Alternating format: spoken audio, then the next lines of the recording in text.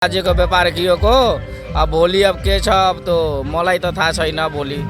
अब तपाईको यहाँनिर तपाईको अचारको ठाउँमा चाहिँ एकदम अलि हाम्रो दिदीबहिनीहरू चाहिँ भिड लागेको छ। यहाँको अवस्था चाहिँ अलि राम्रै होला जस्तो लाग्यो र तपाईको अचार पनि खाम जस्तो लाहा हैन। अब म पनि खाउँला तर यो पछि खाउँला। त्यही पनि अब हामी तपाईहरुको यहाँ बहिनीहरुको बिचमा यो तपाईको मिठाईहरु भइरहेको छ। बहिनीहरुसित केही कुरा गर्न चाहन्छौ। हेलो सिस्टरहरु, उहाँहरु फेरि मुड फर्काउनु भयो। ल साउसित कुरा गरौँ। साउजी हजुर, हजुरको शुभ नाम के होला? बिरु गुप्ता। ल बिरु गुप्ताको तपाईको यो दालमुट भुजियाको दोकान पनि छ अरुण खोलामा। एकदम आइदिनु होला, किनिदिनु होला हैन, सबैलाई आग्रह। र साउजी तपाईको व्यापार कस्तो भइरहेको छ त? यस्तो दिनसम्म पनि तपाईले व्यापार नभएको कारणले दुखी हुनुहुन्छ कि हुनुहुन्न? अब हुनुहुन्छ नि, अब व्यापार नभएपछि त अब होटलमा बस्ने, खाना खानुपर्छ आएर। यहाँ त के गर्ने, अब त्यस्तै हो। अनि तपाईको यो व्यापार नभएपछि त तपाईलाई यो स्टल भाडा तिर्न नि गाह्रै होला। दुईटा स्टल लिनु भएको हैन। अब यो दुईटा स्टलको भाडा तपाईले आफ्नो गोजीबाट तिर्नुहुन्छ कि यहाँका आयोजक अथवा ठेकदारहरूले, मानौँ यो स्टलको ठेकदारहरूले तपाईहरुलाई केही सहुलियत सहयोग गर्ने केही अपेक्षा छ तपाई उहाँहरुसित? खै अब लास्टमा भन्नुभएको छ के अरे कि मान्छे आउँछ। अब खै हेरौँ, मान्छे आउँछ, मान्छे आयो भने व्यापार त भइहाल्छ नि।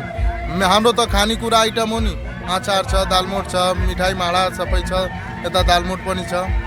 त्यही त नि, आज चौथो दिन भइसक्यो तर पनि कोही मान्छेहरू देखिँदैन। त्यो पनि आज राष्ट्रिय कलाकार हाम्रो के भन्नुहुन्छ भन्नुभएको छ, त्यो एकजना दाइ हुनुहुन्छ, त्यो दाइले भन्नुभएको छ। कति हेर्नुहुन्छ त? 500 1000 कि अब पुरै फ्री हुन्छ कि कस्तो? पुरै त होइन, अब के अरे आधी जति, अब के भन्ने 1000 2000 कम गर्नुहुन्छ अब।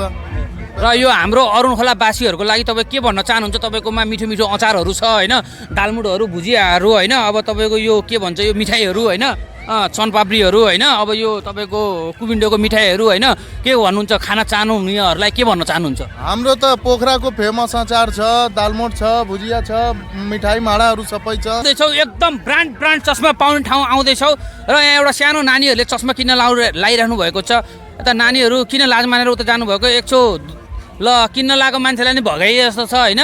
अब त्यसै मौसम नचलेको, त्यही माथि हाम्रो चस्मा पसलको दाजुले अब किन्न लागेको मान्छेलाई नि भगायो भन्ने कुरा आउला। कति रुपियाँसम्मको चस्माहरू छ? 200 देखि 1000 सम्म छ। 1000 को चाहिँ अलिक ब्रान्डै हुन्छ? ब्रान्डै हुन्छ त्यसको। तर मलाई त लागेन, मैले पनि तपाईँसित एउटा चस्मा किनेर लिएर गएको, तर ब्रान्ड जस्तो त लागेन। तर ब्रान्डको ब्रान्डै हुन्छ नि। अब 300 400 हाल्दाखेरि ब्रान्ड कहाँ हुन्छ फेरि? भन त, तपाईँले 1000 भन्नुभएको थियो त, लास्टमा 300 400 मा दिनुभयो? होइन, त्यस्तो होइन। सरी है गाइज, यो मैले मजा प्रत्येक मौसममा आउनुहुन्छ। कृपया तपाईँहरूले अब त्यो मौसममा जाँदाखेरि उहाँको अनुहार हेरेर राख्नुहोस्, अनुहार खिचिदिनुहोस्। उहाँले एकदम मिलाएर चस्मा दिनुहुन्छ तपाईँले होइन। अब तपाईँले जुनसुकै चस्मा लिनुहोस्, लेडिज जेन्ट्स र बच्चाहरूको चस्मा जुनसुकै लिनुहोस् होइन, तपाईँले एकदम सुपथ मूल्यमा दिनुहुन्छ। उहाँले तपाईँलाई होलसेल रेटमा भनौँ स्टेजमा आइसकेको छ।